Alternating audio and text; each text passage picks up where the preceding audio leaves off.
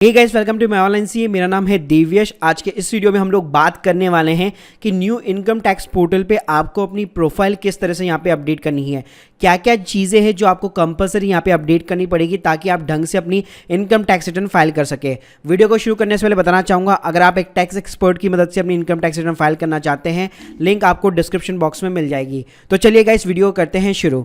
तो गाइस, सबसे पहले आप देख सकते हैं कोई भी आप नया जो है अकाउंट क्रिएट करते हैं इनकम टैक्स पोर्टल के ऊपर, तो जनरली उसके अंदर 60 to 70% आपकी प्रोफाइल अपडेटेड रहती है। अब ये स्कोर आपका किस तरह से बढ़ते हैं, आपको क्या क्या चीज़ें करनी चाहिए, तो वो मैं आपको बताना चाहूँगा। सबसे पहले बात करना चाहूँगा कि आपका कितना यहाँ पे स्कोर होना चाहिए। तो गाइस देखिए, जब भी आप लॉगिन करते हैं तो एटलीस्ट 75% आपका स्कोर यहाँ पे कंप्लीट होना चाहिए। ये बेसिकली एक ऑप्टिमम स्कोर है। अब देखिए, मैं आपको यहाँ पे एक और प्रोफाइल दिखा रहा हूँ जिसके अंदर केवल 70% कंप्लीटेड है। तो गाइस, अभी मैंने आपको एक दूसरी प्रोफाइल दिखाई थी जिसमें 75% था, इसमें 70% है। तो गाइस, आखिर ये जो स्कोर होता है वो इंक्रीज होता कैसे है? तो गाइस, सबसे पहले क्या करना है, सबसे पहले आपको जब भी अपना न्यू अकाउंट बना रहे हैं तो सबसे पहली चीज आपको प्रोफाइल के अंदर जाके देखनी है कि आपका आधार कार्ड लिंक है या नहीं है।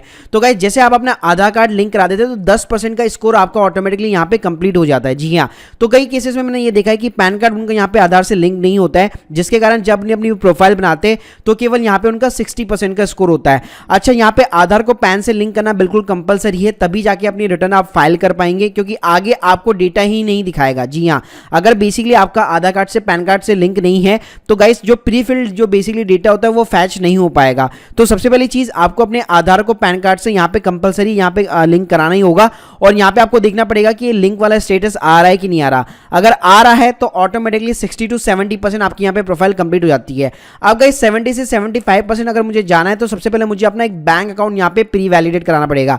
तो गाइस, आप देख सकते हैं यहाँ पे कोई भी बैंक अकाउंट प्री वैलिडेट नहीं है, जबकि इस वाली प्रोफाइल के अंदर गाइस मेरा ऑलरेडी एक बैंक अकाउंट मैंने ऑलरेडी यहाँ पे डाल दिया है प्री वैलिडेशन के लिए। तो गाइस, इस तरह से आपको हर एक चीज करनी होगी जिससे आपका यहाँ पे स्कोर बढ़ता रहे। लेकिन अगर आपको नॉर्मली रिटर्न फाइल करनी है तो नॉर्मली आपका 75% स्कोर होना चाहिए, जिसके अंदर सिंपली आपको अपनी प्रोफाइल क्रिएट करनी है, आपको अपना पैन से आधार नंबर लिंक करवाना है और अपना एक बैंक अकाउंट सिंपली यहाँ पे प्री वैलिडेट कराना है, जिसके थ्रू आप आसानी से यहाँ पे रिटर्न फाइल कर पाएंगे। अब मैं कुछ एडिशनल यहाँ पे ऑप्शन की बात करूंगा कि इसमें क्या क्या ऑप्शन दिए हुए हैं। तो गाइस, सेकंड जो ऑप्शन है वो है डीमैट अकाउंट का। तो गाइस, जिनका भी जिस भी ब्रोकर के साथ में NSDL या CDSL जिस भी के साथ में भी अकाउंट है, वो आसानी के साथ में यहाँ पे अपना डीमैट अकाउंट यहाँ पे लिंक करा सकते हैं। लिंक कराने का फायदा क्या है? फायदा बेसिकली क्या है, जब आप अपनी रिटर्न फाइल कर लेते हैं, जैसे आपको पता होगा यहाँ पे आपको ई वेरिफिकेशन करवानी पड़ती है रिटर्न की। तो मान लीजिए अगर आपका आधार कार्ड अपने मोबाइल नंबर के साथ में लिंक नहीं है, आप OTP रिसीव नहीं कर पा रहे हैं, या मान लीजिए आपका जो बैंक अकाउंट है वो प्री वैलिडेट नहीं हो रहा है, उसके अंदर भी आप EVC जनरेट नहीं कर पा रहे, तो गाइस जो तीसरा अच्छा खासा मेथड है वो है डीमैट अकाउंट का।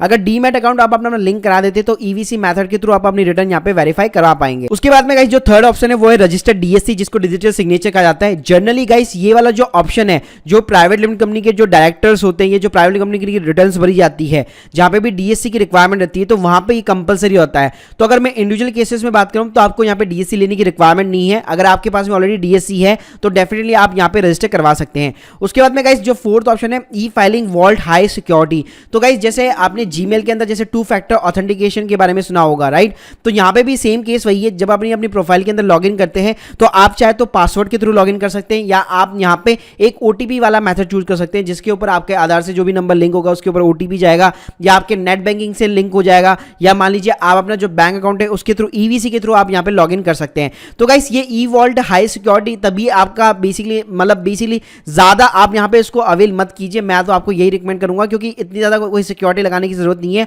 आपका नॉर्मली ये कोई बैंक का अकाउंट नहीं है, आपका सिंपली यहाँ पे इनकम टैक्स का अकाउंट है, तो आपको यहाँ पे कोई भी हाई सिक्योरिटी लगाने की जरूरत नहीं है। उसके बाद में गाइस सिक्योर एक्सेस मैसेज है। तो ये गाइस सिंपली उस केस में एप्लीकेबल होता है, मान लीजिए आप अपना यहाँ पे पासवर्ड भूल जाते हैं। तो आपने देखा होगा पुराने विंडोज के अंदर हम लोग ना एक हिंट लगा के रखते थे, तो सेम कहानी यहाँ पे भी है। सिक्योर एक्सेस मैसेज के अंदर आप अपना उस टाइप का यहाँ पे हिंट लगा के रख सकते हैं। उसके बाद में गाइस स्टैटिक पासवर्ड है।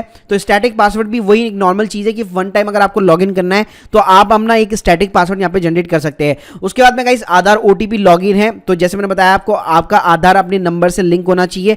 फिर उसके बाद में जुडिशियल डिटेल्स है वो आपको फिलअप नहीं करनी है। सोर्स ऑफ द इनकम है, तो मान लीजिए अगर आप एक सैलरी पर्सन है तो आप अपनी जो भी ऑर्गेनाइजेशन जो भी फर्म है उसकी यहाँ पे डिटेल्स आराम से यहाँ पे ऐड कर सकते हैं। तो आप देख सकते हैं जैसे मैं सैलरी एंड पेंशन यहाँ पे इंक्लूड करूंगा तो आपके जो भी एम्प्लॉयर का टैन नंबर है वो आपका बेसिकली यहाँ पे मांगता है। नेचर ऑफ द एम्प्लॉयमेंट, कब से आपने पीरियड ऑफ द एम्प्लॉयमेंट कब से कब तक है, तो ये सारी चीजें आपसे ये मांगता है। तो गाइस ये जितनी भी यहाँ पे नीचे वाली जो चीजें वो सारी की सारी ना ऑप्शनल है। तो आपको जो बेसिकली यहाँ पे काम की बात याद रखनी है वो क्या रखनी है, एक तो आपको अपना बैंक अकाउंट प्री वैलिडेट कराना है, सेकंड थिंग आपको अपना पैन कार्ड अपने आधार कार्ड से लिंक कराना है। ये अगर दो चीजें आप कर लेते हैं और आपका स्कोर एटलीस्ट यहाँ पे 75% यहाँ पे कंप्लीट हो जाता है, तो आसानी से गाइस आप अपनी रिटर्न फाइल कर सकते हैं। इवन गाइस आप मेरी प्रोफाइल के अंदर, खुद की प्रोफाइल के अंदर देख सकते हैं यहाँ पे 75% कंप्लीट है। तो गाइस मैंने अभी तक 100% अपनी रिटर्न यहाँ पे बेसिकली अपने क्लाइंट्स की मैं फाइल कर चुका हूँ, और सभी के अंदर जितना भी 75% का जो ऑप्टिमल स्कोर है वो अचीव किया है, उसके अंदर आसानी से यहाँ पे रिटर्न यहाँ पे फाइल हो रही है, उसमें कोई भी यहाँ पे दिक्कतों का सामना नहीं करना पड़ रहा है। So guys hope you like this video, please subscribe channel. अगर आपके कोई भी डाउट्स है